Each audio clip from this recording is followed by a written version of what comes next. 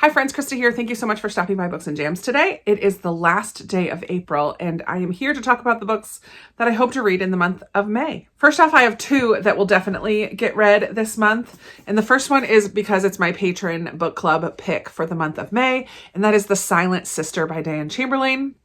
This is a very backlist book. I think it came out in 2014. I have loved Diane Chamberlain's newer releases. It is 2014. I have loved a lot of her newer books, and so I'm really excited to take a look at one of her older backlist books. This one is about a young woman named Riley who spent her entire life believing that her older sister committed suicide, but there was something in her that didn't think that that was quite the case. Her dad passes away, and as she's going through the family's belongings and cleaning things out and stuff, she finds information that lets her know that she was right. Something was fishy. Her sister did not commit suicide, and in fact, she might be alive. I don't know if she really is, but that's what she finds, and it sends her on this journey to try to figure out what happened to her sister. Is she alive? Could she find her? What really happened? What went down? Why was it hidden? Why are there secrets? It all takes place in North Carolina, and I have a feeling it's going to be a very page-turnery book, like it's going to go really quickly. So if you're interested in joining in, I would love for you to join my Patreon. The link is in the description below. This is our May book, and I cannot wait to read it. The only buddy read I have on the calendar for May, as of right now, is the 8th book in the Keeper of the Lost Cities series. This is by Shannon Messenger. I'm reading through this series with Amy's Bookish Life, Amy Bowman, and we have been loving them. I'm in the middle of book 7 right now. So either this will get read in May or we may end up pushing it off till June, but I'm putting it in this TBR just in case because I have a feeling we're going to get to the end of book 7 and not want to stop. This is a fantasy middle grade. We're getting to the edge of YA now. The characters in book 7 are 15 and 16. So we're on like the very higher end of middle grade. It's kind of like the Harry Potter series where you grow up with the characters, and that's what's happening here. She was 11 in the first book. Now she's 15 or 16, and a lot has gone down, and a lot I'm sure is going to go down in this chunkamunka, but I cannot wait to continue with that series. Then I have just quite a few possibilities for May. I did participate in the Booktube spin, so I technically have May, June, and maybe even July to read these two books, but I'm putting them with my TBR books in case I decide to pick them up. So we have Unwritten by Charles Martin, which is a Christian fiction about a priest who kind of helps an actress disappear or hide or something along those lines in some islands off the coast of Florida. And then The 7.5 Deaths of Evelyn Hardcastle by Stuart Turton. This will be a mystery. It's almost like a Groundhog Day type of a situation.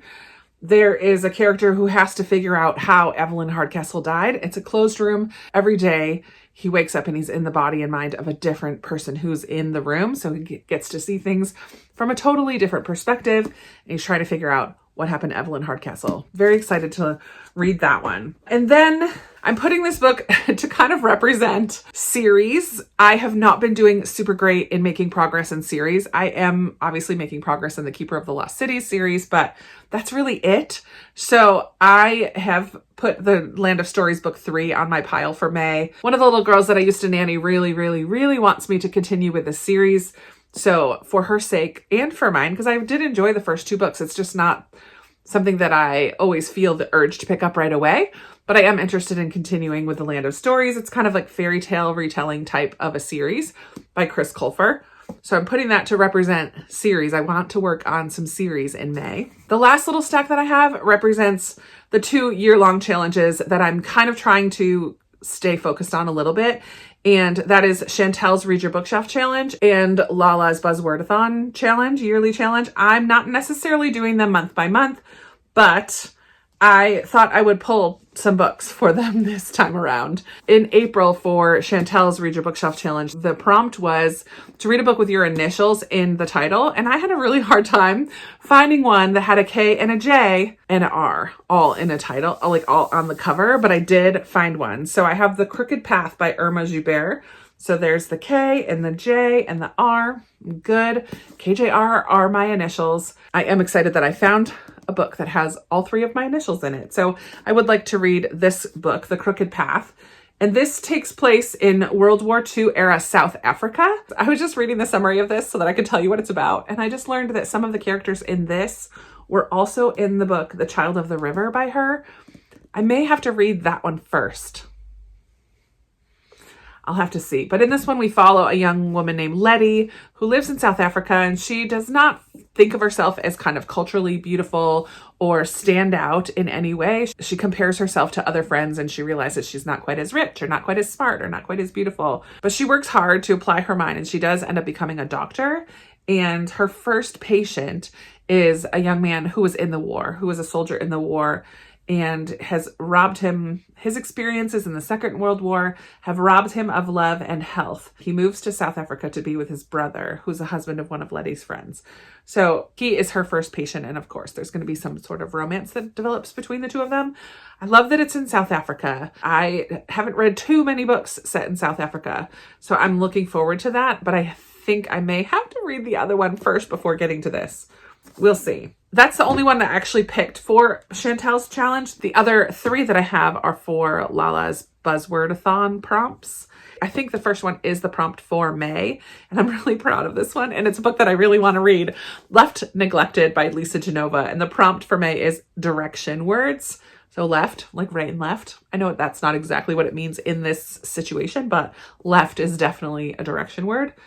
Lisa Genova writes novels about brain injuries and traumatic brain situations. And in this one, after a brain injury steals her awareness of everything on her left side, Sarah must retrain her mind to perceive the world as a whole. And in so doing, she also learns how to pay attention to the people and parts of her life that matter most. I just think Lisa Genova does such a good job of capturing brain injury and how it affects the person with the traumatic brain situation, whether it's a disease or an injury in this case, as well as the people who surround that person, whether they're family or friends. I'm really looking forward to reading another Lisa Genova book. And this is off of my recommendations cart for the year, and 5 of you have said that you want me to read this. So I have a little stack of books that 5 or more people recommended, and this is one of them. So I'm really looking forward to reading this one. And then April's prompt for the Buzzword-a-thon was Big and Little. So I have 2 books here, and I'm not sure which one I'm going to read. So I'm just going to put them both in my TBR pile, and we'll see what happens. If I do this one, All the Little Hopes by Leah Weiss, then I can also count it for a new to me author. And I do have another book by Leah on my shelves that's called If the Creek Don't Rise.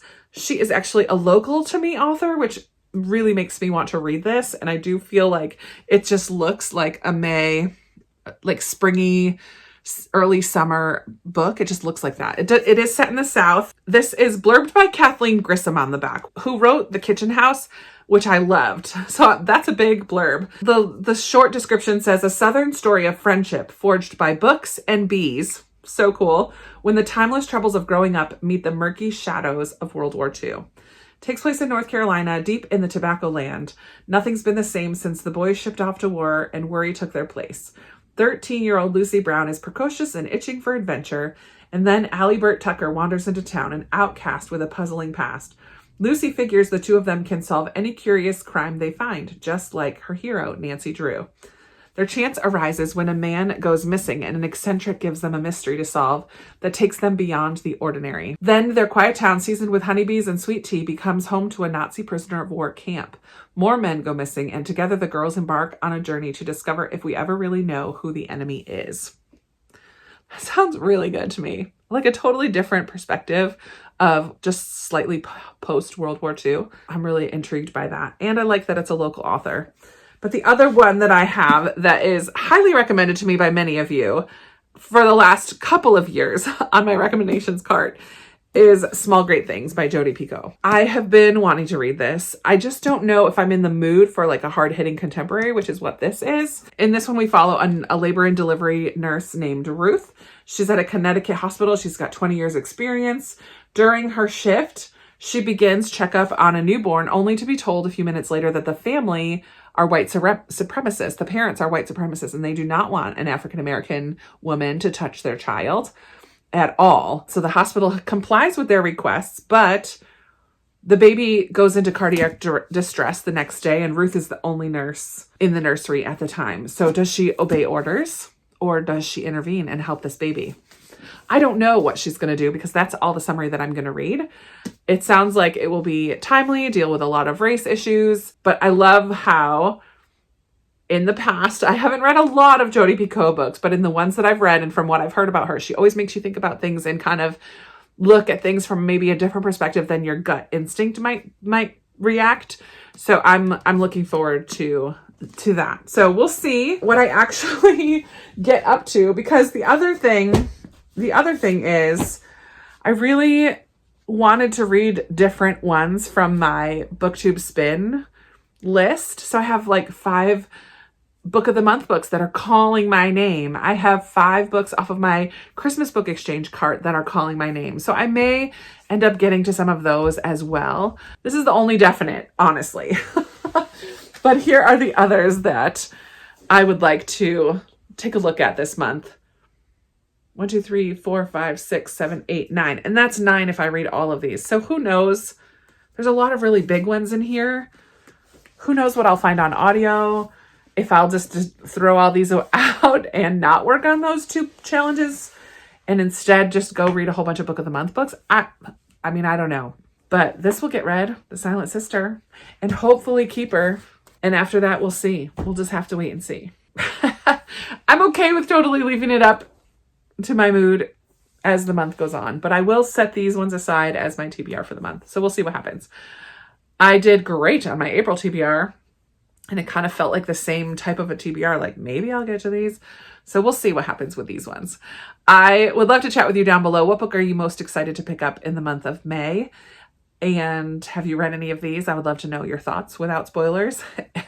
Thank you so much for watching today. I really appreciate you spending some time with me, and I look forward to chatting with you down in the comments. And I also look forward to chatting with you in another video very soon. Bye.